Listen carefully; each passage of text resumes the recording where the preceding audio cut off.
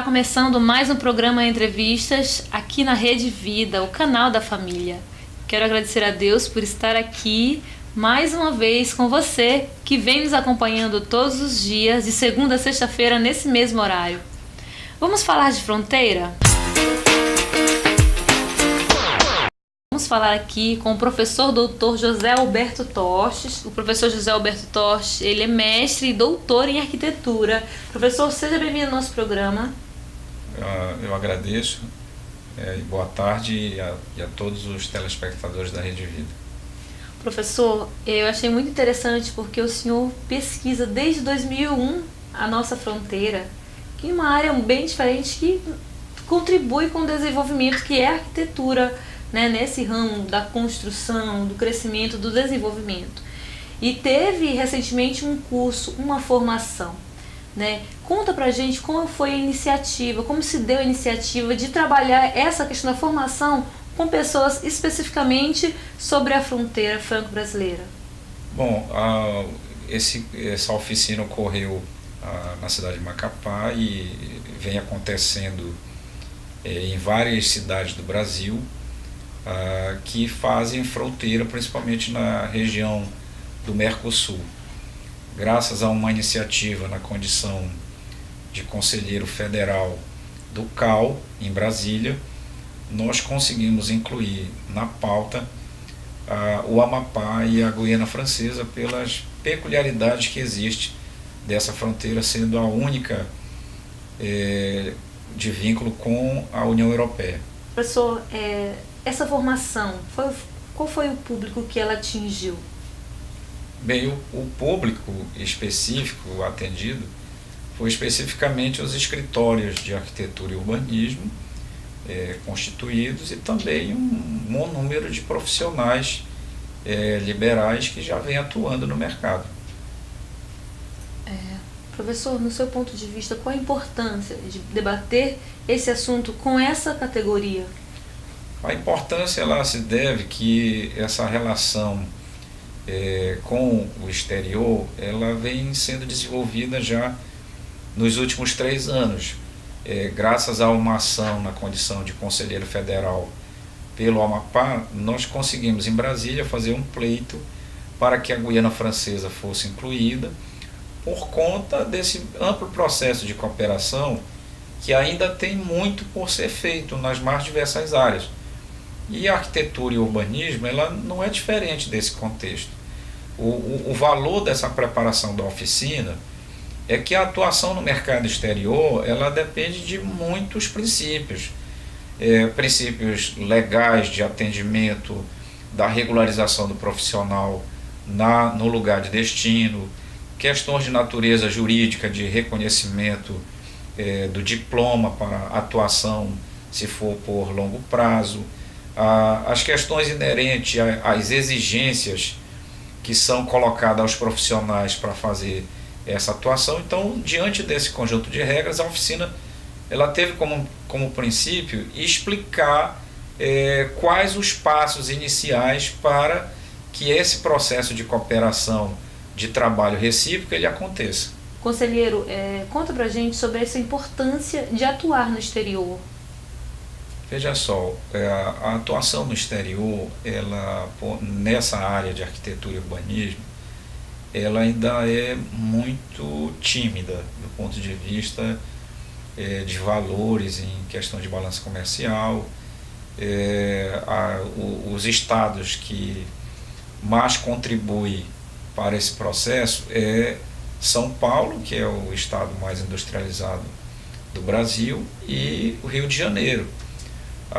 No que se refere ao contexto da fronteira amazônica, ainda é muito incipiente ou praticamente restrito. Então, o valor de se fazer uma cooperação internacional com reciprocidade de ambos os lados é permitir que essas empresas elas ampliem a sua capacidade de trabalho. E veja só uma coisa importante, que com esse fator nós proporcionamos não somente que as empresas elas atuem no exterior, mas também que elas melhorem toda a qualidade dos serviços oferecidos no próprio local de origem. Por quê? Porque ela passa a capacitar melhor os profissionais que vão atuar, ela passa a adequar as regras de exigência aos sistemas da Receita Federal, do sistema Siscov e de todas aquelas regras de exigência que envolve os registros de produtos a ser oferecido no exterior. Então esse fator, por si só, ele já dá um condicionante importante para que os escritórios eles se modernizem, eles se organizem, gradualmente possam investir em tecnologia, possam fazer o desenvolvimento das parcerias do lado do exterior. Então você veja que são muitos fatores que podem contribuir para esse propósito, mas como nós já afirmamos anteriormente, esse é um processo de médio e longo prazo. Nós precisamos primeiro também entender as regras do nosso vizinho, compreender a sistemática das exigências que são postas, para que assim então você tenha um trabalho oferecido com um padrão de qualidade internacional oferecido em qualquer que seja o país.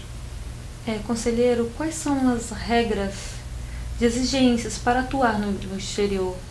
Veja só, existem regras, no caso brasileiro, por exemplo, quando um profissional de qualquer país ele vem ao Brasil e ele tem interesse de atuar no mercado de trabalho, ele solicita o reconhecimento do diploma junto a uma universidade brasileira, bem como o registro no Conselho de Arquitetura e Urbanismo, que tem uma comissão específica que vai analisar o processo e depois dar o deferimento se cumprir todas as regras exigidas. Há uma série de documentos legais que são exigidos, que hoje estão contidos, por exemplo, na página do Conselho de Arquitetura e Urbanismo, www.caubr.gov.br, que permite a qualquer profissional estrangeiro ele verificar isso. Agora, se houver um acordo de cooperação entre o Brasil, através do Conselho de Arquitetura e Urbanismo, com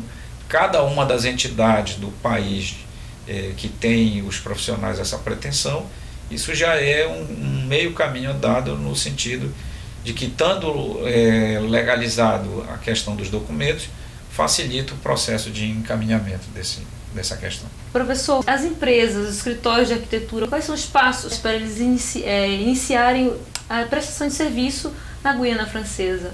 Bom, em primeiro lugar, as empresas que tiveram oportunidade de tomar conhecimento através dos diversos etapas que envolvem o trabalho no exterior, elas têm disponível na página do Conselho Federal de Arquitetura e Urbanismo todas as informações necessárias dos procedimentos a ser adotado.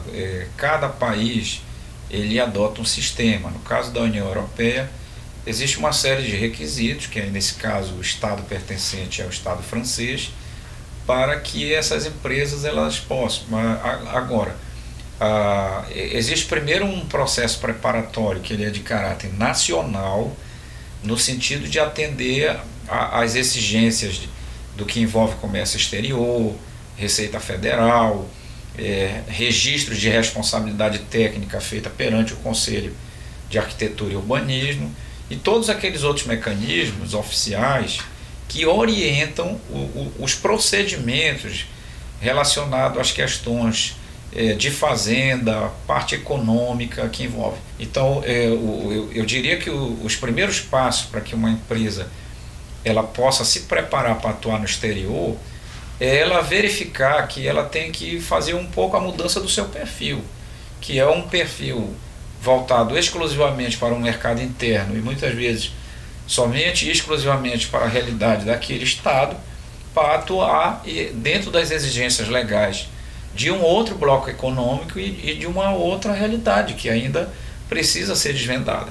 Me parece que essa primeira fase preparatória ela é fundamental e aí nesse caso as empresas, os profissionais, eles precisam ser partícipe de que primeiro ele precisa qualificar o seu estágio de formação para atuar no exterior, para que depois ele então possa oferecer esses serviços com qualidade.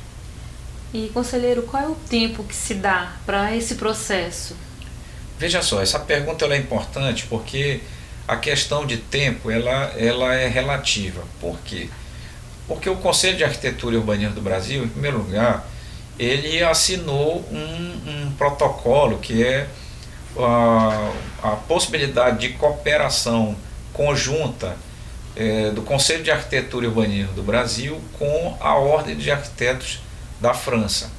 Isso em caráter geral, mas para isso, no nosso caso aqui, que é o nosso vizinho, é a Guiana Francesa, ainda deverá existir todo um procedimento junto ao próprio governo da Guiana, com maior inserção para se fazer com que essa reciprocidade ela possa existir em condições de igualdade para ambos os lados. Então, por exemplo, se todos os procedimentos adotados em relação ao cumprimento de regras de ambos os lados, eles forem efetivados, nós estipulamos um período razoável de 2 a 3 anos para que essas ações elas possam realmente se concretizar. Conselheiro, e como que se dá essa questão dos entraves? A gente sabe dessas oportunidades, desses benefícios, mas também há desafios. Olha, a questão, todos quando vislumbram uma oportunidade, um universo de oportunidades, as oportunidades nós também temos que ter, que nós temos etapas a cumprir. E essas etapas a cumprir, elas requerem alguns requisitos. Por exemplo, você não pode atuar no mercado exterior sem minimamente ter preocupações com a questão da língua, ou seja, de que o Estado do Amapá até vem cumprindo esse processo de que a língua francesa ela se tornou obrigatória na questão dos estudos básicos, já tem escolas com formação específica para a questão da língua francesa. Então, o primeiro entrave ele tem que ser superado na questão da comunicação, que é o aprendizado da língua e oportunizar uma relação de diálogo a mais franca possível. Um segundo entrave ele está relacionado nas questões de natureza diplomática que deve existir nessas relações entre Brasil e França, Amapá e Guiana Francesa, mas principalmente Brasil e França no que se refere às condições de acesso, já que agora nós temos a questão da ponte binacional, que já possibilita esse fluxo de uma questão de rede com maior facilidade, mas isso tem que ser bom para ambos os lados. Então esse segundo entrave de natureza diplomática, ele também é importante. E um terceiro entrave que nós temos que ver é que os escritórios e as empresas, eles também têm que começar minimamente a fazer investimentos para melhorar a sua capacidade de otimização para a oferta de produtos, tanto no mercado interno quanto no mercado externo. Porque eu não posso ter a pretensão de atuar no exterior sem que eu atenda aquelas exigências existentes do local destino, que são regras rigorosas, obedecem a toda uma legislação específica. Então, se adequar a esse universo desse conjunto de entraves, me parece que ele é fundamental para você ter êxito no futuro. Recentemente, a gente conversou aqui no programa de Brasília com o embaixador da França, Laurent Billy, e ele mencionou essa questão de oferta de serviços. Então, nesse caso, essa é uma oferta de serviço, né, da área de arquitetura e urbanismo. A questão da oferta de serviço, nós entendemos que quando foi assinado o acordo de cooperação com a Ordem dos Arquitetos da França, ela é uma via de mão dupla, porque não se pretende num processo de cooperação que só um lado supostamente Isso. tenha benefícios no que se refere à oferta de serviço. Eu acho que o Amapá e a Guiana Francesa tem muito ainda por descobrir em diversas áreas estratégicas. Nós temos aí entre essas duas regiões um bom número de cidades, consideradas pequenas cidades, que têm a oportunidade, talvez em parceria para o desenvolvimento dessas oportunidades, de mapear quais são esses serviços a serem realizados e até diria que esses serviços de arquitetura e urbanismo não se restringe somente à possibilidade da oferta do serviço, mas de produtos que são gerenciados por escritórios de arquitetura, por profissionais que possam também vir a desenvolver essa oferta.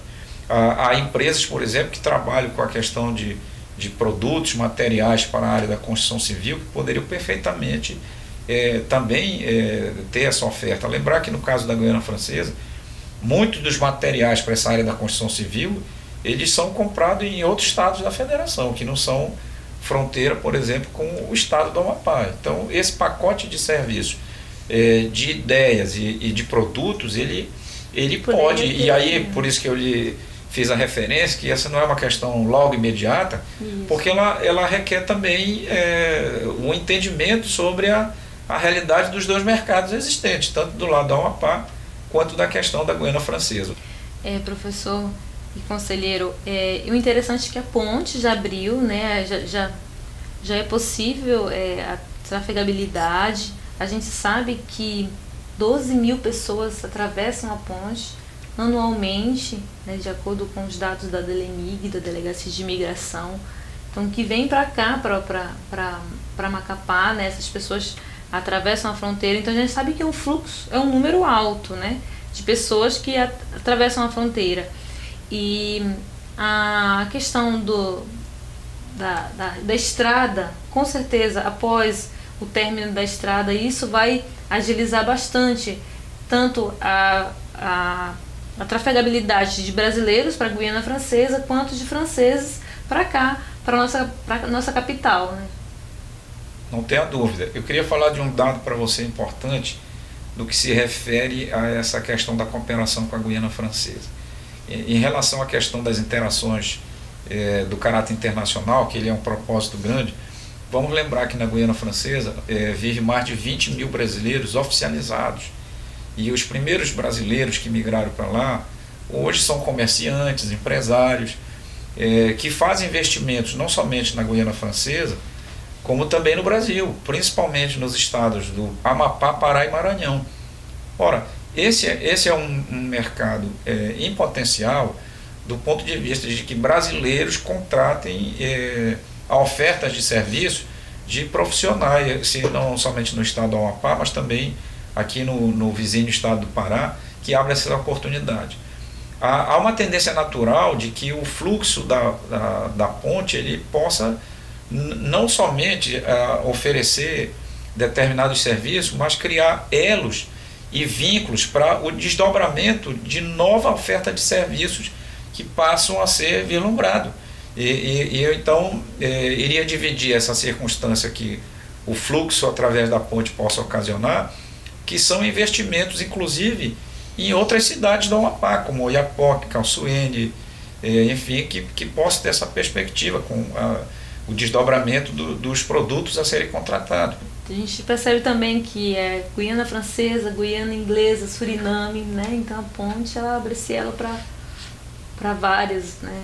É interessante sobre isso. Eu acredito que a própria presença da Universidade Federal do Amapá, através do campus binacional em Oiapoque, permitirá em curto prazo que nós possamos fazer estudos comparados sobre essa questão dos novos fluxos, que até então eles eram somente através do rio Oiapoque, entre São Jorge e Oiapoque.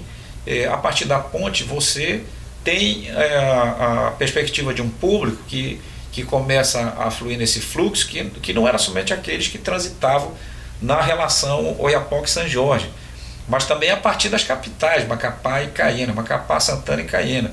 Então, esse mecanismo que proporciona esse redimensionamento a partir do universo da fronteira, nós temos que começar a compreender com estudos mais sistemáticos que envolvem, então, a perspectiva. Você veja, eu que trabalho com pesquisa na fronteira já há um certo tempo, a própria Guiana Francesa tem feito investimentos, pelo menos na caracterização de projetos para a região e a cidade de São Jorge, até o ano de 2035, por exemplo. Então nós temos que vislumbrar outras perspectivas para o caso do Amapá, no sentido de possibilitar esse redimensionamento, da oferta de serviço. O Amapá tem por ano a formação de muitos jovens profissionais nas mais diversas áreas, e é evidente que os setores públicos eles estão no limite esgotado para absorver essa mão de obra. Agora o professor José Alberto Toste vai contar para a gente sobre a pesquisa de pós-doutorado. Ele é mestre, doutor e é pós-doutor. A sua pesquisa foi na faixa de fronteira, desenvolvimento. Conta para a gente qual foi o tema. Sim, a experiência que a gente já vem desenvolvendo na fronteira, na faixa de fronteira, ela já tem alguns anos. Então, na Universidade de Coimbra, nós tivemos a proposta de trabalhar as transformações urbanas em faixa de fronteira. Assim como se teve a oportunidade de estudar a fronteira Portugal-Espanha, de norte a sul, nós tivemos a oportunidade de estudar aqui a nossa fronteira e basicamente as pequenas cidades que compõem essa questão da fronteira entre o Amapá e a Guiana Francesa. Então, nesse propósito, escolhemos trabalhar 4 ou 5 cidades do Amapá e 3 ou 4 da Guiana Francesa. O objetivo era vislumbrar qual a estrutura e infraestrutura dessas pequenas cidades nesse chamado corredor transfronteiriço. Que peculiaridades essas cidades têm que compõem o cenário, a paisagem da BR-156, da rodovia transguianense.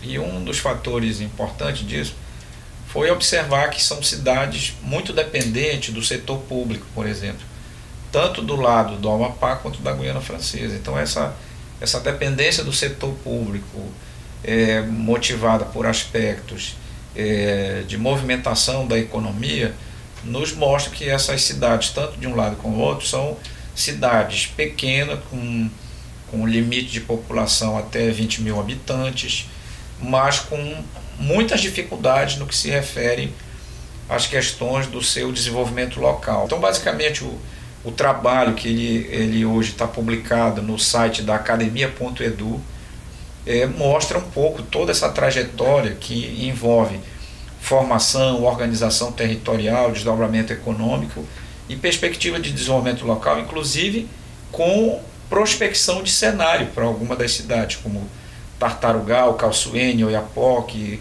São Jorge e Reginá, na Guiana Francesa.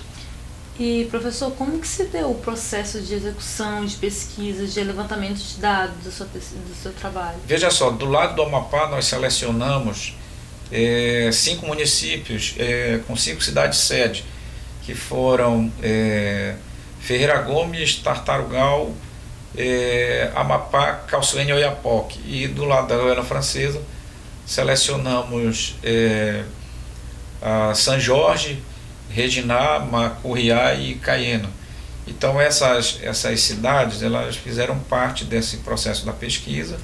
Nós desenvolvemos esse trabalho durante um período de 1 ano para fazer a coleta de dados a respeito da instrumentalização, mas também utilizamos um instrumento muito importante, que foi, no caso das pequenas cidades do estado do Amapá, o portal da transparência do governo federal, para observar o quantitativo de recursos obtido pelos municípios num período de 10 anos. E, professor, qual foi o objetivo dessa coleta de dados? O objetivo da coleta de dados foi exatamente instrumentalizar uma tabulação de dados sobre a realidade econômica, social, política e ambiental que afere o núcleo dessas cidades e o seu território municipal. E, professor, qual foi o resultado da sua pesquisa? O resultado da pesquisa, que está publicado no livro Transformações Urbanas das Pequenas Cidades na Faixa de Fronteira, ele mostra um cenário desanimador, do ponto de vista de que os municípios que são considerados pobres gastam mal os recursos que são destinados a partir de verbas extra-orçamentárias. E o que é mais incrível de tudo isso é que os municípios, de alguma forma, tiveram perda de parte desses recursos exatamente pelo desvio de finalidade. Então o resultado ele mostra que nós temos que mudar a forma de como deve ser o gerenciamento desses locais, a questão da gestão, investimento em tecnologia, a capacitação de pessoal para se adequar às novas realidades, enfim, para que você possa diminuir a questão dos riscos e acima de tudo, proporcionar a melhoria da qualidade de vida nesses lugares. Professor, foi ótimo conversar sobre esse assunto com o senhor. Já lhe convido para voltar no nosso programa para debater outros assuntos. Muito obrigada pela sua participação no nosso programa, professor. Eu que agradeço a oportunidade. Gente, o nosso programa está ficando por aqui no estúdio São Messi. Messi, muito obrigada pelo apoio. E se Deus quiser, até o próximo encontro. Tchau!